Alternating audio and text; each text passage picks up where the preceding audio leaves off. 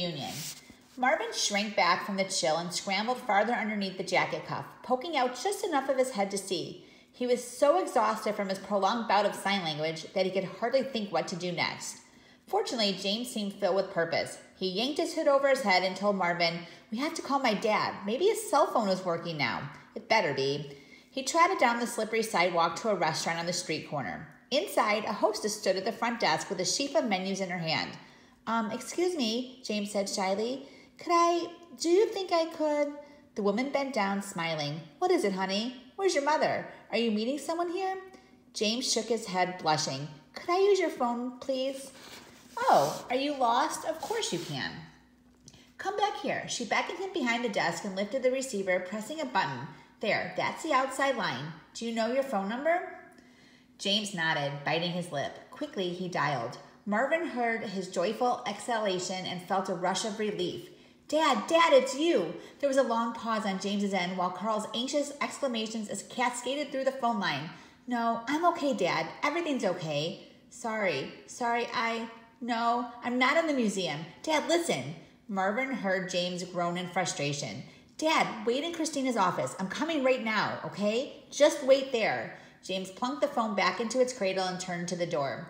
"Where are you going, honey?" the hostess asked. "Don't you want to wait here?" "No, it's okay," James mumbled. "Thanks for letting me use the phone." He awkwardly swung the briefcase aside as he reached for the door handle. "But," she started to protest. Before she could stop him, James slipped out into the street. He ran the whole way to the museum, sneakers thudding against the wet pavement, Marvin clinging to his wrist. He stopped only for the walk signals at the end of each block. It was evening now, and the cottony gray sky had darkened, yielding to the deep blue of another winter night. The snow fell steadily, at first melting when it struck the ground, then gradually dusting and coating everything it touched. From his snug hiding place, Marvin watched this transformation with wide eyes. By the time they reached the museum, a veil of white shrouded the city, softening its edges, quieting its sounds, as welcome as a benediction. As soon as James walked through the front entrance of the museum, he was stopped by one of the security guards. "Wait right there, son," the man said, clapping a beefy hand on his shoulder. "What's your name?" "James Tarek," James answered nervously. "I thought it was you," the guard boomed. "Your father is going to be mighty glad to see you. Security's been combing the place. Good thing they told us what color jacket you were wearing." He unhooked a radio transmitter from his belt and spoke into it. "Ed, I've got the Tarek kid." "Yeah, right here at the main entrance." "They are? Okay, I'll take him up." He turned to James. "Your dad is upstairs in Miss Balcony's office. Let's go." "What have you got there?" He pointed to the briefcase. "Oh, just something for my dad," James said quickly. When James walked through the door of Christina's office, he was immediately engulfed in Carl's tight embrace, and Christina rushed over to them. James, where were you? You scared me, buddy. I thought something had happened to you." Carl crouched down, gripping James's shoulders. "You can't go off like that. We've been looking everywhere for you." Marvin, peeking out from under the jacket cuff, could see that Christina's pretty face was pinched with worry. "Oh, James, I'm so glad you're all right. We've lost too much already today." "I know, I'm sorry," James said, burrowing into his father's chest. "But it was something important.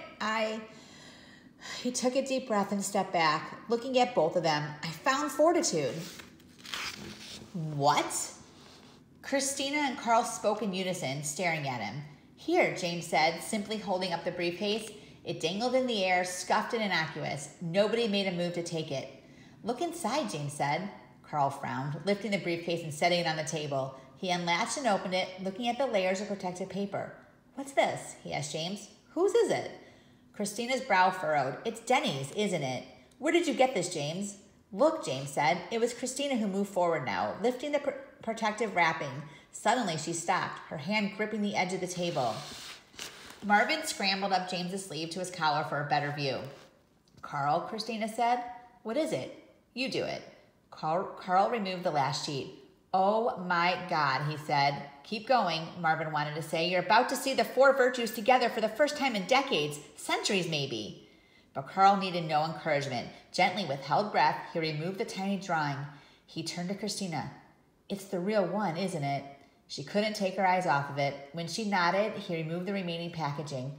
"Oh my God," he said again. Christina, it's all of them." Marvin saw Christina's knees buckle, and Carl caught her elbow to keep her from falling. How can that be? She asked, her voice barely audible. I don't know, Carl said, turning to James, who pressed against him, his face a blur of confusion. But it is. Look, he set the 4 drawings in a row on the table. Fortitude, temperance, prudence, justice. Oh, Christina gasped. Carl kept his arm around her, holding her up. He looked at James for an answer. James, red-faced and wide-eyed, stared at the drawings. Marvin huddled under the jacket collar, afraid to move. Christina bent over the table, her eyes following each graceful line. I can't believe... The words caught in her throat. They're all here.